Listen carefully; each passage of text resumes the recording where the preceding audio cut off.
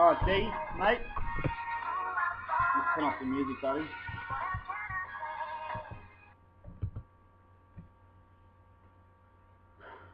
You've got a big future ahead of you.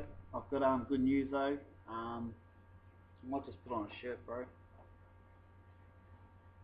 2 hours a day is all I want you to spend minimum on developing your education, financial education and leadership skills, because we're both beginners in this, but we're both passionate and we're both willing to work together, and that's what creates good partners. I'll just read something to you, man.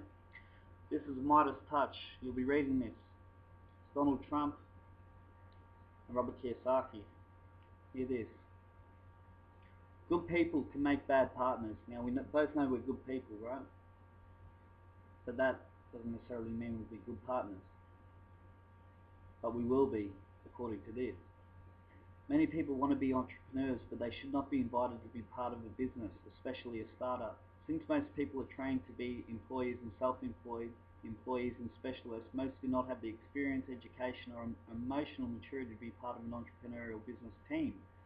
The lack of experience, education or emotional maturity can turn a good person into a bad partner. But this is the catch. I asked you something.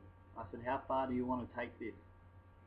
You said it was to the top. I want to learn everything. I want to know everything about business. I want to know what you know and more. So, example. A friend of mine has a banquet company. He loves his business because he loves to cook. He spends every waking hour thinking about new recipes and ways to make his banquets more memorable. The problem is that he's not interested in business. There you are. You're more than interested in business. You're psychosomatic interested in business. The problem is that he's not interested in business. He's never taken a course in accounting, marketing, finance or business law. He is not a student of business, and his business and employees suffer for his lack of business education. Unfortunately, he thinks he is good at business. No one can tell him anything. That's what sets us apart, B, from... that's what tells us this partnership can work, because we both got the passion. We both know we don't know all the answers, but we're both willing to work together to get through this, right? When he wanted to become a part of one of my startups, we turned him down. He's a good person, but we did not feel he would make a good partner. I found this phenomenon especially true with medical doctors and accountants. They feel they are good business people because they did well in school and run their own practices. Unfortunately, I've found that doctors or lawyers who are good at business are the exception rather than the rule, hence they make poor partners. Alright? Now I want to talk about priceless relationships. Rich Dad often said business is easy, people are difficult. I would say this is true for me. Over the years I've met some horrible people as well as many wonderful people. I've met great people like Donald Trump, the Dalai Lama, Steve Forbes, that's Apple, he just passed away, and Oprah Winfrey, people I would never have met had I not started my first business and continued on, learning from my mistakes after the business failed. When you look at the following diagram of the BNI triangle, which I have talked to you well and truly months and months ago, it is easy to understand why Rich Dad said business is easy and people are difficult. I want to share a final thought that Donald Trump shares, okay, with you. I told you business should be fun, right? I did say that, didn't I? And this is what Trump wrote. It's awesome, man. You'll love it.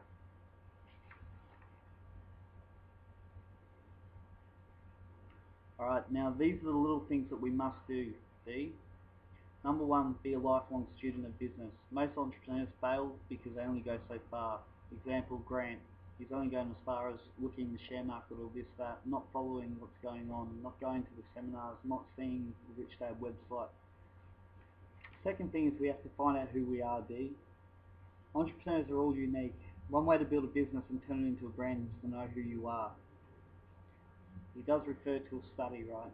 And basically, have the Midas Touch, which is the title of the book. The Midas Touch is the entrepreneurs that, like the Donald Trumps and, you know, all the big like Richard Bransons and stuff. They have what's called a brand, and the brand is basically your beliefs. So, you know, it says in here, are you a generous person? Do you, before considering a move to the business and investing quadrants, ask yourself the following questions. Are you a generous person? Do you have something to give to the world? Do you have the dedication and drive to build a business for for the B&I quadrants. Are you willing to make other people's lives richer? Now D, I really want you to think about that, and I want you to give me a either a video or text of the answer to those questions, because I want our brand to be based on the fact that we're here to help others, and if people can't pay back their debts, we'll do anything we can to make sure that we don't put them in a situation where they're under stress. You know, for instance, state foreclosures, you know, they don't care about the people, they just kick them out, you know, instead of trying to work out a way to, you know, look after them and that. And people are people, man. Like, we're all valuable, you know, and we all should be, you know, treated with respect, utmost respect and love, you know. So basically, yeah, it's funny because Donald Trump here. I want you have to, if you want to be in business with me, you have to be. Our brand is, we're here for the others, you know, to make other people's lives richer, and we're here to help others. You know what I mean? Now, basically, the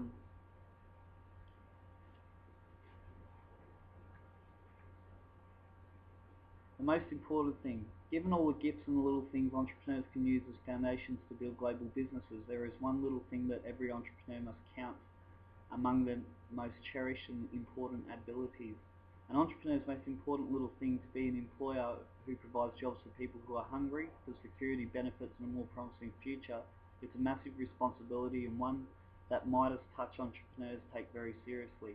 That's us, alright? We understand that losing a job has the power to rip out the emotional core of an employee, and in the process jeopardize their family's well-being. That was just what I was talking about, actually, you know. So, you know, I don't want to have to walk into an office and say, guys, sorry, look, 20 of you've got to get fired in order for this business to succeed. Sorry about that. You know, they're paying off their mortgage. They might have just had a baby coming like you know, and you know, that fucks them, totally fucks them, you know. Human lives are worth more than that, bro. You know what I mean? We know that. We've been there. We understand that losing a job has the power to rip out the emotional core of an employee and in the process jeopardize their family's well-being. Increased unemployment also affects the communities we live in, our nation and the world. The best entrepreneurs believe that the true measure of their success has little to do with their wealth or the size of their homes, it has to do with the number of jobs their business creates. Imagine an entrepreneur like Steve Jobs. Steve Jobs just passed away, as I said. He was the creator of Mac computers. His business not only created countless jobs at Apple, but also spurred hundreds of thousands, if not millions of jobs in all the industries and businesses that support Apple products. That is the Midas touch. We must understand that governments cannot create real jobs.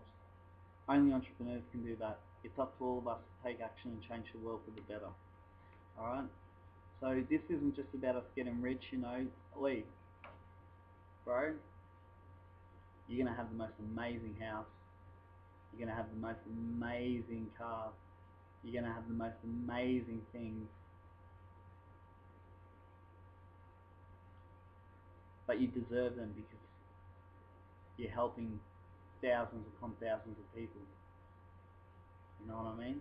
And when you do that, you deserve to have, you know, to live a little bit more grandiose, you know, because you've earned it by enriching other people's lives. Right? Now, what I also want to share with you, mate, is let's have a look.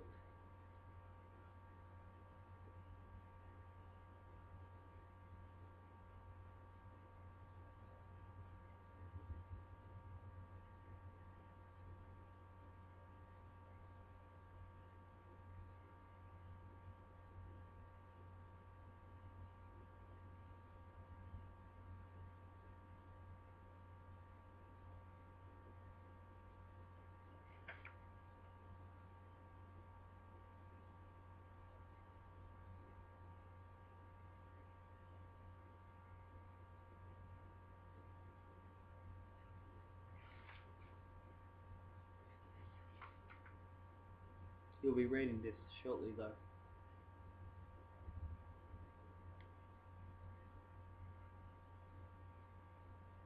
A word about generosity. As you can notice, this is Donald Trump and Robert Kiyosaki. They write a lot about generosity and stuff. And contrary to popular belief, becoming rich in the B&I quadrant requires generosity. not found in the employee and self-employed quadrants. Okay? As a B, you must be willing to make a lot of people rich before you become rich. To become rich in the I quadrant, you must be willing to share the wealth with investors. If you're not a generous person, then you may want to begin personal development in that area. You simply must want to make other people money. You simply must want to make other people money and include them in the bounty of what you are building if you want to have the Midas touch. Now D, bro, 50-50 in this business, I'm putting all the cash down.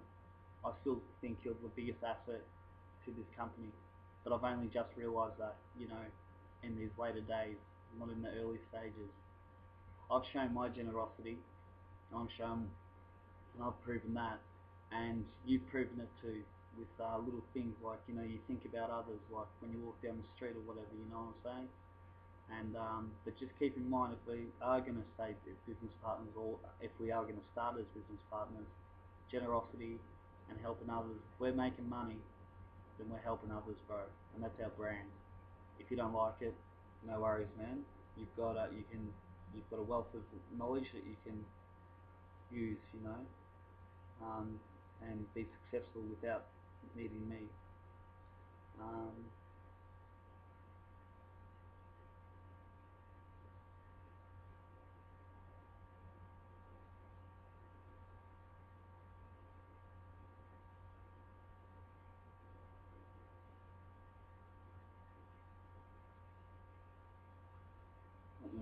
Okay, just a funny fact I'm just seeing here.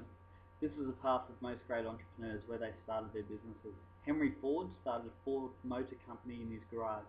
Michael Dell started Dell Companies in his college dorm room. Steve Jobs started Apple in a garage. Sergey Brin and Larry Page started Google in college. Mark Zuckerberg started Facebook in college. Hewlett and Packard started their technology company in a garage.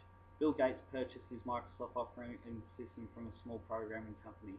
Then they made their way through the cash flow quadrant. Alright, so, you know, this is the world we live in these days, right? Enjoy. But, while I'm in rehab, the good news is I can use my laptop and mobile. I found one in New South Wales that I can. So I will be staying in contact with you. Wish you the best of luck. You've just got to focus. You cannot fail. I've got the Midas Touch, Robert Kiyosaki. What else have I got for you? Conspiracy of the Rich, Robert Kiyosaki. The Unfair Advantage, Robert Kiyosaki. How to Win Friends and Influence People. And I've got another book as well. I'm not stopping there. I'm going to keep you chocked up. Don't you worry, boy. You're going to know more than me. Because it's going to be a competition, man.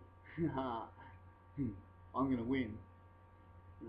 Kind of doubting that, eh? Like, kind of really, like, rip me apart, you know, with the course and that. But anyway, and your ideas, bastard. Oh well. I'll think of something bigger, you asshole.